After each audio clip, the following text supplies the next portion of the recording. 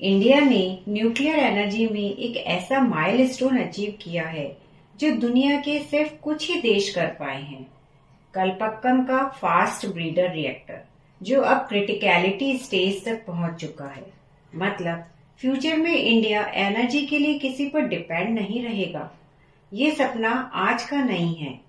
इसकी शुरुआत हुई थी 1950 डिकेड में, जिसे डॉक्टर होमी जे बाबा ने डिजाइन किया।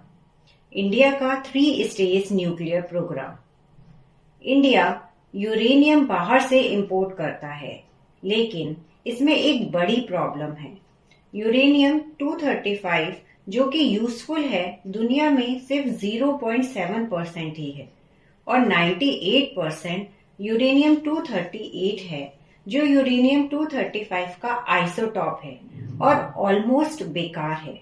सोचिए, इतना बड़ा रिसोर्स और यूज कर पा रहे हैं सिर्फ थोड़ा सा।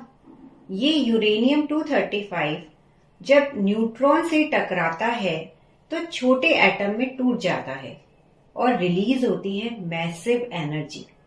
ये एनर्जी टरबाइन चलाती है और इलेक्ट्रिसिटी बनाती है। साथ ही निकलते हैं और न्यूट्रॉन्स जो दूसरे यूरेनियम को तोड़ते हैं और यहां से शुरू होती है चेन रिएक्शन। लेकिन ये रिएक्शन कंट्रोल वे में होती है।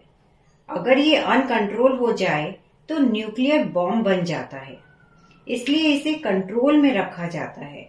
बट यूरेनियम 235 के साथ यूरेनियम 238 भी होता है जो न्यूट्रॉन से रिएक्ट करके बनाता है प्लूटोनियम। पहले इसे वेस्ट माना जाता था और दुनिया यहीं तक ही रुक गई।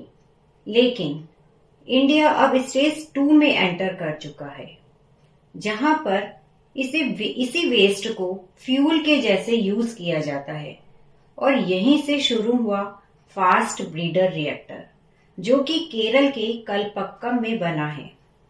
अब स्टेज 1 का वेस्ट यानी प्लूटोनियम और यूरेनियम 238 के ऑक्साइड को मिलाकर फ्यूल के जैसे यूज किया गया। इसे कहते हैं MOX फ्यूल यानी mixed oxide.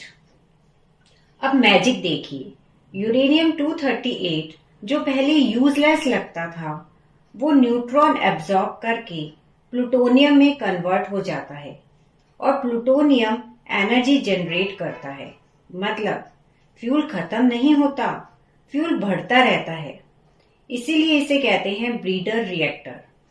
Breeder means fuel बनाने वाला, और फास्ट इसलिए कहते हैं क्योंकि जो न्यूट्रॉन रिएक्शन में निकलते हैं वो बहुत फास्ट होते हैं और यूरेनियम 238 से रिएक्ट कर जाते हैं। ये अचीवमेंट इतनी बड़ी है कि इंडिया ऐसा करने वाला रशिया के बाद दूसरा कंट्री बन चुका है। ये रिएक्शन बहुत पावरफुल होती है। अगर कंट्रोल में हो तो इससे इलेक्ट्रिसिटी बनाई जाती है। इस बैलेंस को कहते हैं क्रिटिकलिटी, और अगर यही रिएक्शन कंट्रोल से बाहर हो जाए तो डिस्ट्रक्शन हो सकता है। और इंडिया का इस स्टेज तक पहुंचना एक मैसिव साइंटिफिक माइलस्टोन है। अब आता है फ्यूचर यानी स्टेज 3। इंडिया के पास दुनिया का लगभग 25% थोरियम रिजर्व है। स्टेज 2 में रिएक्टर के चारों ओर थोरियम की एक लेयर लगाई होती है जो न्यूट्रॉन एब्जॉर्ब करके यूरेनियम 233 में कन्वर्ट हो जाते हैं।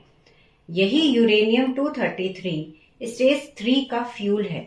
मतलब इंडिया अपना फ्यूल खुद बना सकता है और उसे एनर्जी प्रोड्यूस कर सकता है। Long term, sustainable and powerful. इससे इतनी एनर्जी बना सकते हैं कि आगे के 300-400 साल तक एनर्जी क्राइसिस खत्म हो जाएगी। सिर्फ इंडिया का खुद का एनर्जी सिस्टम होगा। ये सिर्फ साइंस नहीं, इंडिया के फ्यूचर का फाउंडेशन है। ये मूवमेंट हम सबके लिए प्राउड फील करने का है।